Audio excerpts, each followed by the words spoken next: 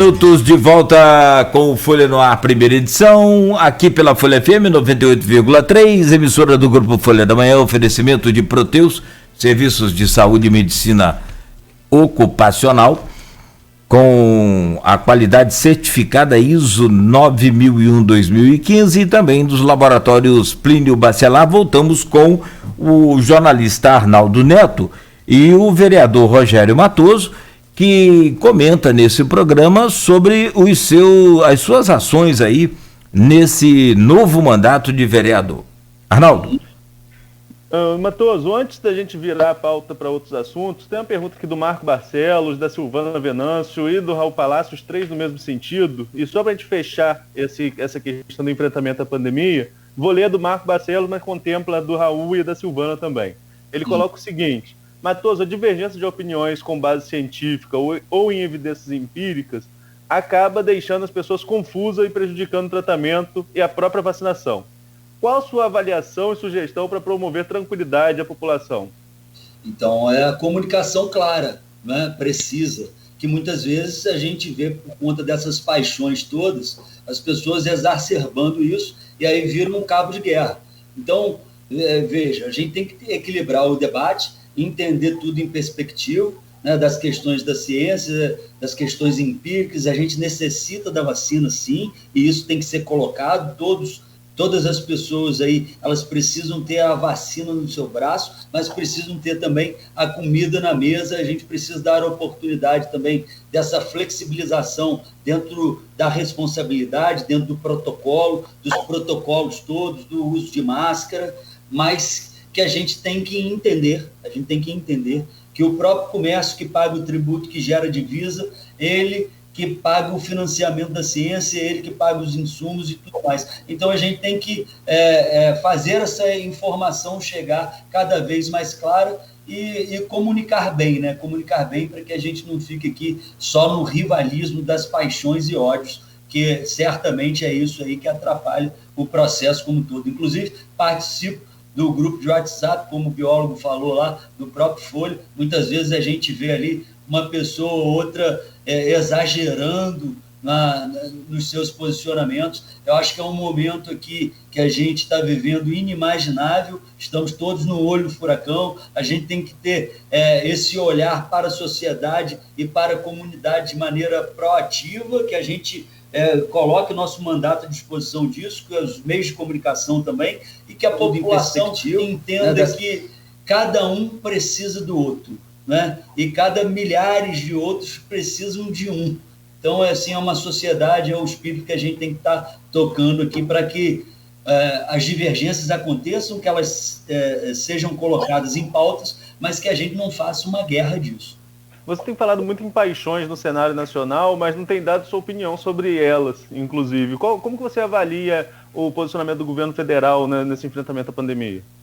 Olha, tem posicionamentos aqui que acabam trazendo também essa questão que foi colocada da informação e desinformação. Se isso acontece de uma maneira voluntária, querendo bem, isso é ótimo, né? Porque as pessoas estão buscando um posicionamento melhor e aí entendendo todas as nuances, mas se vem de uma maneira institucional, é muito prejudicial e faz essa confusão nas cabeças. Então, eu acredito que a gente tem que diminuir essas paixões e fazer de maneira mais clara as informações, né? Nós tivemos aí questões também de judicialização, de ativismo judicial, e aí isso é uma questão complexa em relação ao Plano Nacional de Imunização, as competências das entidades, das esferas todas, as esferas nacionais com as esferas regionais, estaduais, em relação à própria política nacional de imunização e do próprio flexibilização ou não de comércio. Isso ficou a critério, muitas vezes, dos governos estaduais e federais. Então, assim, para a gente fazer uma análise disso, Arnaldo, a gente precisa de um tempo para analisar todas as informações, os processos que foram judiciais, quais foram as competências de cada órgão e o que isso está acarretando num Brasil continental, onde um governador toma uma decisão, o prefeito toma outra, a presidência da República toma outra, e aí a gente fica num meio disso tudo, tentando pacificar, trazer uma informação cada vez mais precisa, porque a gente tem que primar pela nossa saúde, pela preservação dela. Quantas e quantas pessoas próximas a gente faleceram nesse período, né, deixando suas famílias, deixando a gente consternado, e quantos pessoas ainda estão aflitas pelo pão de cada dia. Então a gente tem que estar tocando de maneira cada vez mais clara e pacificando esse debate.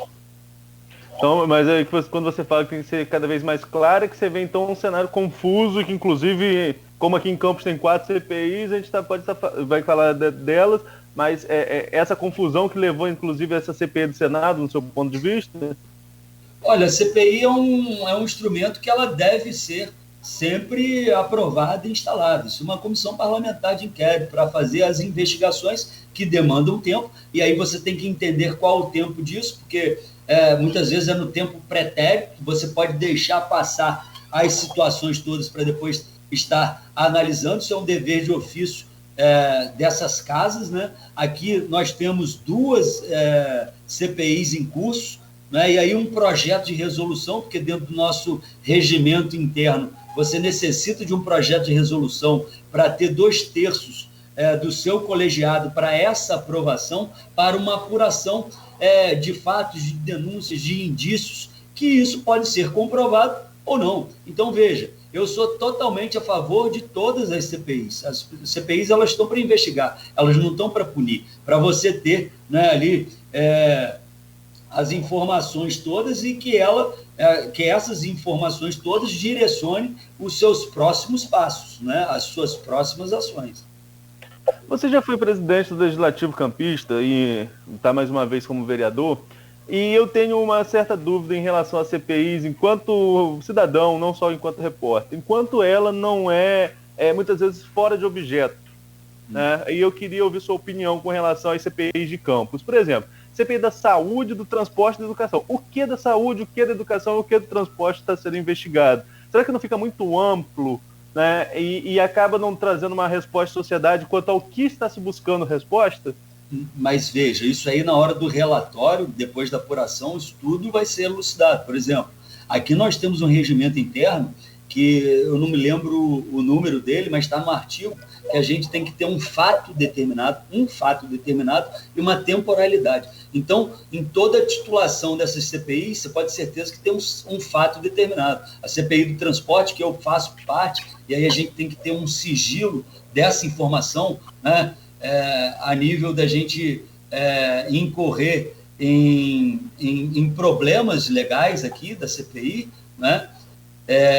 Ela tem um fato determinado, isso eu posso te garantir. Ela tem um fato determinado, ela tem a temporalidade desse fato, então ela está respeitando os preceitos legais todos, pode ter certeza disso. E aí o que acontece? De repente, com o entendimento da população, a CPI ela é um órgão, um instrumento que faz uma análise, uma investigação, que depois você tem ali os documentos que foram analisados, você faz um relatório e encaminha para os órgãos competentes que possam punir ou não, os órgãos competentes do executivo que podem tomar as suas ações. Aqui nós somos legislativo e muitas vezes essa confusão acontece na cabeça das pessoas.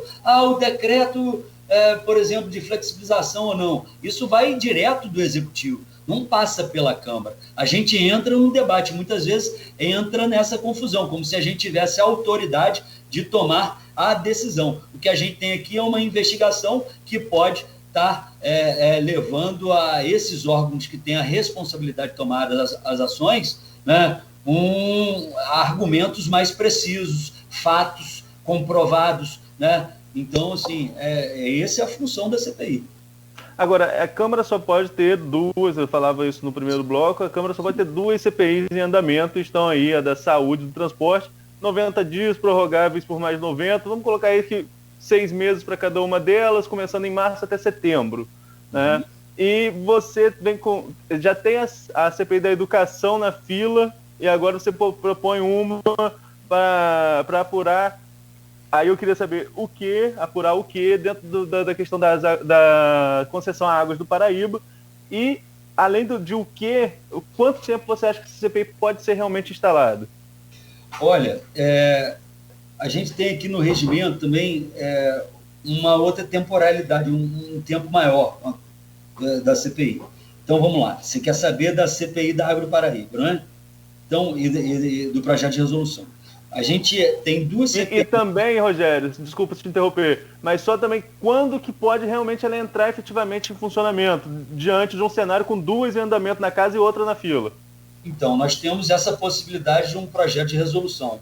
Há ali um projeto de resolução da CPI da Educação, que o vereador que entrou com ela vai tirar, né, justamente porque acha que nós temos aqui indícios e as denúncias para todos os vereadores em relação ao saneamento, elas têm se aglomerado, né? São muitas denúncias em relação a isso, ainda mais, como eu falei, num momento como esse, onde a população tem que ficar mais em casa, que utiliza uma água caríssima, e muitas vezes você anda pela cidade e vai vendo esgotos a céu aberto, muitas vezes você paga ali água e esgoto de 1 para 1, tem umas questões contratuais da concessão que foi aditivada por todos os outros governos em relação ao seu contrato, tem questões legais, e aí são algumas dessas denúncias que estão sendo aqui estudadas e analisadas em relação a isso, em relação ao descumprimento, inclusive, de cláusulas contratuais e objetivas da Água do Paraíba, da concessão. Então, tudo isso está vindo à tona e, certamente, esses vereadores que têm aí as suas redes sociais devem estar recebendo também esse tipo de denúncia e aí, de uma maneira colegiada, se achou por bem a gente fazer uma primeira da história. Veja, Arnaldo, a concessão ela vem de 99, a licitação foi em 96. Nunca se investigou, nunca se aprovou um processo de investigação para essa concessão que você vê aí pelos dados do PROCON. Ela é a segunda nas reclamações da população. A gente sabe de questões de judicialização de muito cidadão que muitas vezes ganha na primeira instância, perde na segunda, muitas vezes a concessionária evoca ali o seu contrato e tem ali, como nós temos aí leis estaduais que não permitem a cobrança de instalação, né, do seu hidrômetro, e muito cidadão paga aí R$810 para instalar o seu hidrômetro. Nós temos lei estadual que não permite isso, mas dentro de um contrato ela tem uma oportunidade de defender isso como padronização, como repadronização. Então, assim, é um tema que tem aqui que ser muito discutido. Eu tenho que pedir a vocês da imprensa que nos mandem também essa demanda, que certamente muita gente deve ter levado aí muitas reclamações para vocês. Eu vou fazer aqui uma ouvidoria do meu gabinete num app que na próxima semana ele vai estar disponível a todo cidadão e vai ser específico para a questão do saneamento. Nós fizemos um app georreferenciado, onde a gente pode fazer o engajamento da nossa cidade tão extensa, né, com esses bairros e povoados, que eles podem me mandar fotos, né, com a situação que eles estão vivendo, que eles estão encontrando, né, inclusive da própria questão da acessibilidade, que muitas vezes você vê buracos na cidade que são feitos pela concessionária, né, e muitas vezes o reparo não é feito a contento, né, dos bairros. Eu vou fazer um aplicativo para quê? Para que eu consiga mandar as reclamações de maneira rápida e digital por uma central. Quando essa reclamação chegar, eu vou fazer um e-mail digital para os órgãos competentes na questão do saneamento, para que tenha a resposta rápida. No final de mês, eu vou fazer uma análise dos pedidos mais recorrentes, né? E para que a gente também consiga ter isso documentado em relação à satisfação ou insatisfação da nossa população e ver aonde está tendo essa desigualdade no saneamento básico da nossa cidade. Tem outras questões também para a gente abordar aqui, sobretudo de perguntas de ouvinte, e tem muita gente interessada nessa questão do CPI da Água do Paraíba, até porque eu cheguei a Campos como repórter em 2014, né? Atuava um pouco antes lá em São João da Barra, mas eu vim para a Folha em 2014, entre idas e voltas já são aí 7 anos, e eu já ouvi falar de CPI da Água do Paraíba desde que eu cheguei aqui, né? Será que não é uma coisa também que começa e depois desanda? O que será que acontece? Bom, então é isso que eu estou te falando. A gente está aqui mostrando a independência dos poderes. Muitas vezes, nesses governos todos passados, você só ouviu falar em CPI, mas ela não foi instalada. Hoje nós vamos ter um divisor de água nisso. Então, veja, uma concessão que está aí há décadas, de uma empresa realmente muito poderosa. Uma empresa que tem ali no seu consórcio diversas outras empresas que, inclusive, foram investigadas pela Lava Jato. Vocês sabem disso, né? Então, assim, veja, se a gente tem um contrato de concessão de décadas e a insatisfação da nossa população é muito grande, o mote, o escopo do contrato, a vontade de se privatizar, ela não foi atendida, justamente porque se você privatizou e deu a concessão é para que tenha uma satisfação maior. E a expansão, a questão de modernização que está colocado no contrato, muitas vezes não acontece. As CPIs que foram faladas e não aconteceram durante esse tempo todo, eu não sei realmente como que foi o passado. Mas hoje a gente está vendo um clima de possibilidade real disso acontecer.